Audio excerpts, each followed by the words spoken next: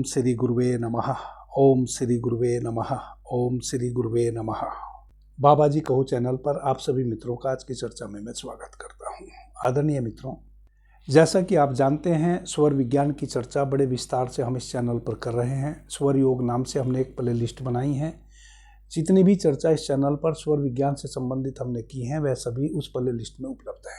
अभी हमने एडवांस स्वर विज्ञान की चर्चा इस चैनल पर करनी शुरू कर दी है। कई चर्चाएं हम पीछे कर भी चुके हैं।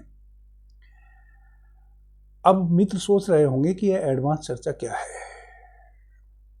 यदि आप स्वर विज्ञान के हिसाब से अपने जीवन को जीना चाहते हैं और स्वर विज्ञान का पूर्ण रूप से लाभ लेना चाहते हैं तो अब जो मैं चर्चा आगे धीरे धीरे करने जा रहा हूं वह वैसी चर्चा है जो ना तो आपको किताब पढ़ने से ज्ञात होंगी और ना कोई भी स्वर विज्ञान का ज्ञाता आपको YouTube पर ही बता सकता है।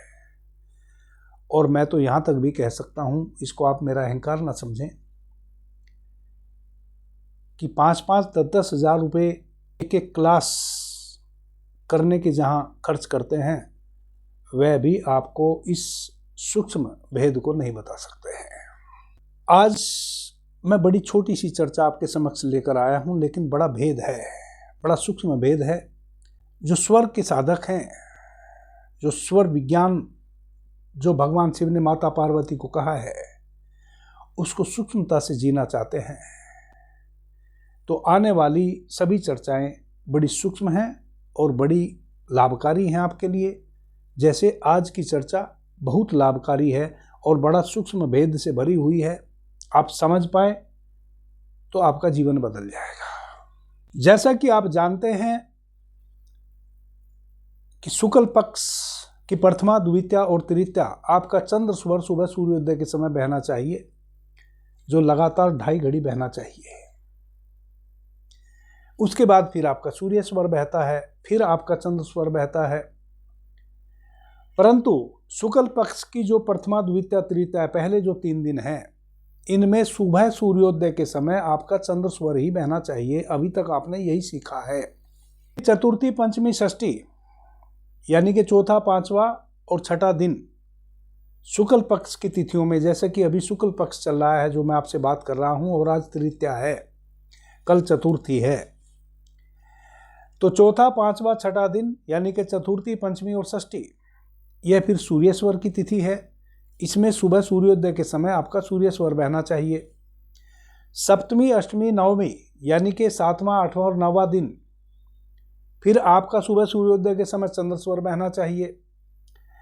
10वां, 11वां और 12वां यानी कि 10वीं, एकादशी और द्वादशी आपका वापस से सूर्य स्वर बहना चाहिए सुबह सूर्योदय के समय। जब भगवान भास्कर का अवतरण हो रहा हो उस समय की मैं बात कर रहा हूं, जब पहली किरण पृथ्वी पर पड़े, आप जहां भी रहते हैं वहां, तो उस समय यदि आप देखें कि 5 से 7 मिनट के अंदर जब भगवान भास्कर का आगमन होता है तो 5-7 मिनट में आपका स्वर परिवर्तित होना चाहिए। तो 10वीं, एकादशी और द्वादशी को शुक्ल पक्ष के पखवाड़े में आपका सूर्य स्वर सुबह सूर्योदय के समय बहना चाहिए। त्रयोदशी, 14 और पूर्णिमा यानी कि 13वां, 14वां और 15वां दिन फिर आपका चंद्र स्वर बहना चाहिए। यह सिद्धांत है स्वर विज्ञान का। इसी प्रकार से कृष्ण पक्ष की जो तिथियां हैं उसमें पहला, दूसरा, तीसरा दिन सूर्य स्वर बहना चाहिए। चौथा, पांचवा, छठा दिन चंद्र स्वर बहना चाहिए। 7वां, 8वां, 9वां दिन फिर सूर्य स्वर बहना चाहिए। 10वां, 11वां और 12वां दिन फिर चंद्र स्वर बहना चाहिए। 13, 14 और 15वां दिन यानी कि अमावस्या आपका वापस से सूर्य स्वर बहना चाहिए सुबह सूर्योदय के समय। यह विधान है। यदि इस प्रकार से आपके स्वर बह रहे हैं तो आप पूर्ण स्वस्थ हैं। आपको सभी प्रकार के सांसारिक कार्यों में, मानसिक जितने भी कार्य हैं उनमें, यानी कि मन के तल पे, शरीर के तल पे, अध्यात्म के तल पे, समाज के तल पे और अर्थ के तल पे, सभी प्रकार से आप लाभान्वित होने वाले हैं। यदि आपके स्वर तिथियों के अनुसार जो कर्म मैंने बताया नहीं बह रहे हैं तब आप नाड़ी शोधन विधि का अभ्यास करें। मैंने अपने दोनों चैनल पर विस्तार से नाड़ी शोधन विधि की कई विधियां बताई हैं। उनमें से किसी भी एक को आप देखें, सुने, समझें और उसका अभ्यास करें। कुछ दिनों तक यदि आप नाड़ी शोधन विधि का अभ्यास करेंगे तो आपके तिथि के अनुसार स्वर बहने लगेंगे। यह सब चर्चाएं पीछे हम विस्तार से कर भी चुके हैं। जो अभी मैंने बातें बताई हैं यह प्राथमिक बातें हैं और यह लगभग मैं 50 बार बता चुका हूं। तो फिर आज एडवांस बात क्या है? एडवांस बात यह है कि आप यह भी जानते होंगे पिछली हमारी चर्चाओं को सुन के या कहीं और से भी, यदि आपने स्वर विज्ञान की चर्चा कहीं सुनी है या पढ़ी है, चंद्र स्वर जब हमारा बहता है तो चंद्र स्वर के जो दिन हैं वह हैं बुधवार, सोमवार, गुरुवार और शुक्रवार। यानी कि सोमवार, बुधवार, गुरुवार और शुक्रवार, यह 4 दिन हमारे चंद्र स्वर के हैं। यह भी आपको विस्तार से पीछे मैं बता चुका हूं, लेकिन आज मैं आपको एडवांस यह बताना चाह रहा हूं कि जैसे कि तिथि के अनुसार आपके स्वर शुक्ल पक्ष के पखवाड़े में प्रथमा, द्वितीया और तृतीया को चंद्र स्वर बहना चाहिए। कृष्ण पक्ष के पखवाड़े में प्रथमा, द्वितीया, तृतीया आपका सूर्य स्वर बहना चाहिए। परंतु यदि शुक्ल पक्ष का पखवाड़ा हो और सोमवार का दिन हो या बुधवार का दिन हो या गुरुवार का दिन हो या शुक्रवार का दिन हो और भले वह तिथि सूर्य की हो, जैसा कि मैंने समझा कि चौथा, पांचवा, छठा दिन यानी कि चतुर्थी, पंचमी, षष्ठी सूर्य की है, फिर 10वीं, 11वीं और 12वीं तिथि भी सूर्य की है। यह 6 तिथि सूर्य की है शुक्ल पक्ष के पखवाड़े में। लेकिन इन 6 तिथियों में भी यदि सोमवार, बुधवार, गुरुवार या शुक्रवार का दिन पड़ रहा हो और उस समय सुबह सूर्योदय के समय आपका चंद्र स्वर बह रहा हो, यह नोट करने जैसी बात है। तो उस दिन आप जो भी शुभ कार्य कोई करेंगे, जो चंद्र स्वर में करने वाले होते हैं, जो स्थिर कार्य होते हैं, आपको दुनिया की कोई शक्ति लाभ से वंचित नहीं कर सकती। भले उस दिन सूर्य की तिथि का दिन था, परंतु दिन चंद्र का था। अब कई बार वैसा हो सकता है कि प्रथमा, द्वितीया और तृतीया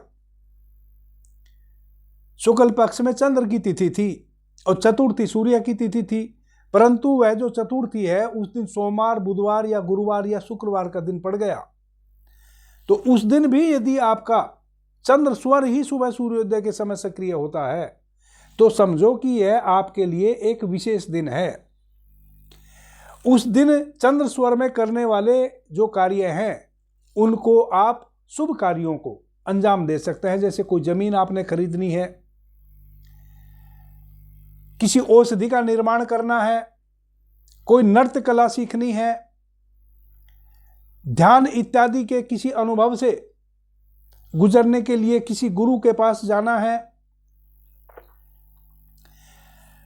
कोई स्वर्ण आभूषण खरीदना है, वस्त्र खरीदना है, या कोई भी अस्थायी कार्य है, या किसी मंदिर की नींव रखनी है, भूमि में बीज रोपना है, या कोई पौधा लगाना है, जितने भी स्थिर कार्य हो सकते हैं वह सभी कार्यों को आज के दिन आप अंजाम दे सकते हैं। भले यह सूर्य की तिथि थी, परंतु दिन चंद्रमा का था और चंद्रमा के दिन में यदि सुबह सूर्योदय के समय आपका चंद्र स्वर सक्रिय हो जाए तो शिव सर्वोदय विज्ञान कहता है कि यह आपके लिए एक विशेष दिन होगा। इस चर्चा की शुरुआत में कहा कि ना तो आपको यह कोई बताएगा, ना आपको यह कहीं पढ़ने को मिलेगा, परंतु यह भगवान शिव ही माता पार्वती को 69 नंबर सूत्र में कह रहे हैं। ऐसा नहीं कि मैं अपनी तरफ से कह रहा हूं, परंतु हम इसका अर्थ गलत लगाते हैं। इसलिए मैंने कहा कि कोई बिरला ही आपको बता पाएगा इस सूक्ष्म भेद को। यही एडवांस स्वर विज्ञान है। एडवांस का मतलब है कि जो चीज प्राथमिक रूप से आप सूक्ष्मता से जान गए हैं उसमें भी थोड़े से भेद आते ही उनका प्रारूप चेंज हो जाता है, ऊर्जा के तल चेंज हो जाते हैं। हमेशा मैं कहता हूं कि सारा का सारा हमारे जीवन में बुरा घटने के पीछे जो भी कारण हो सकते हैं वह सब ऊर्जा के संकुचित या फैले हुए तलों के कारण होते हैं। यानी कि हमारे ऊर्जा के स्रोत, हमारे ऊर्जा के तल ही जिम्मेवार हैं हमारे जीवन में अच्छा घटे या बुरा घटे। तो यदि बुधवार का दिन हो, सोमवार का दिन हो, गुरुवार या शुक्रवार का दिन हो और सुबह सूर्योदय के समय आपका चंद्र स्वर बहता है, इसका मतलब ऊर्जा एक विशेष अनुपात में आपके भीतर बह रही है, आप ऊर्जा से ओतप्रोत हैं। वैसी स्थिति में प्राणिक ऊर्जा और आत्मिक और मानसिक ऊर्जा से आप ओतप्रोत हैं। इस घनी ऊर्जा के कारण, यह जो पॉजिटिव घनी ऊर्जा से आप ओतप्रोत हैं, जो भी आप स्थिर कार्य करेंगे उसमें आपको सफलता मिलेगी। यही सूक्ष्मता है, यही भेद है। और यह 69 नंबर सूत्र शिव सौरोदय विज्ञान का है, जिसमें भगवान शिव ने माता पार्वती को यह कहा है। आगे मैं और बड़ी सूक्ष्मता से आपको स्वर विज्ञान के भेद बताने वाला हूं, जो आपके जीवन में आमूल चूल परिवर्तन ला देंगे। आदरणीय मित्रों, गठिया, साइटिका, लकवा, इन 3 व्याधियों से जो ग्रस्त कोई स्त्री पुरुष है और वह 10, 15, 20 वर्षों से बिस्तर पर आ गया है, चूंकि यह 3 रोग वैसे हैं, यदि इनका सही समय पे ट्रीटमेंट हो जाए किसी भी पद्धति से, तो रोगी बहुत जल्दी स्वस्थ हो जाता है। और यदि सही समय पे उचित इलाज ना मिले तो जीवन पर्यंत इस रोग को भोगने के लिए बिस्तर पर रोगी आ जाता है। तो जो रोगी बिस्तर पर आ गए हों, उनके लिए एक औषधि हमारे द्वारा तैयार की गई है, प्रभु की अनुकंपा से, गुरुओं की कृपा से। उसको हमने नाम दिया है गुरु अमृता औषधि। प्रत्येक पूर्णिमा और अमावस्या को दिल्ली में वह औषधि हम वितरित करते हैं वैसे रोगियों के लिए। और भी बहुत सारे रोग हैं जिसमें वह औषधि कार्य करती है।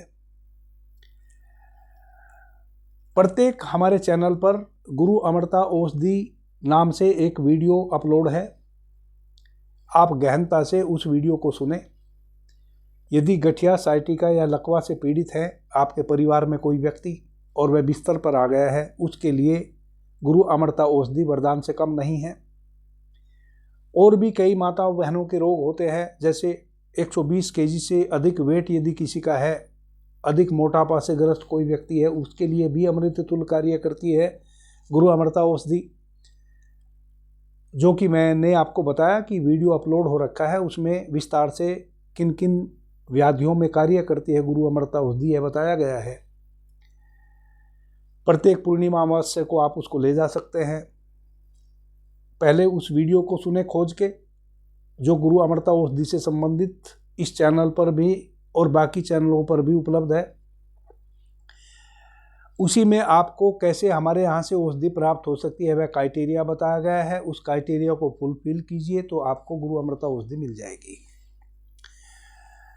गुरु अमृता औषधि का किसी भी रूप में हम कोई शुल्क नहीं लेते हैं, वह बिल्कुल निःशुल्क है। कोई रजिस्ट्रेशन चार्ज इत्यादि कुछ भी हमारे द्वारा नहीं लिया जाता है।